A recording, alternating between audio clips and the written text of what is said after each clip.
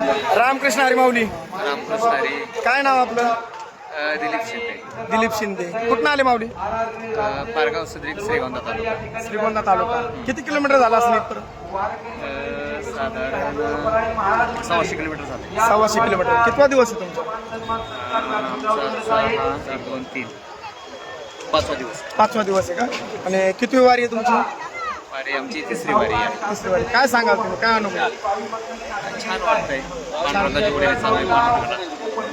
काही त्रास आणखी? नाही, त्रास वगैरे काय नाही जाणवत. वारीमध्ये चालल्यामुळे थोडंफार होतं इकडे तिकडे, पण काय जाणून येत नाही. जाणून येतं. संवाद असल्यामुळे लोकांच्या हरिनामाच्या जयघोषामध्ये चाललंय. येणाऱ्या पिढीला काय सांगणार तुम्ही? काय याची गरज आहे समाजाला. कारण की आपण म्हणतोय लास्ट पिढी आहे, लास्ट पिढी आहे. लास्ट पिढीला पुढे पण आपण कंटिन्यू केलं पाहिजे. कंटिन्यू केलं पाहिजे. आता आमच्या दिंडीमध्ये बघितलं तर सगळं तरुण वर्ग आहे. साधारण 25 पासून 55-60 पर्यंत सगळं फ्रेश.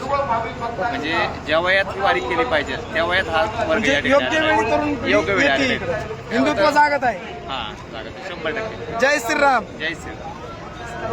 रामकृष्ण. राम.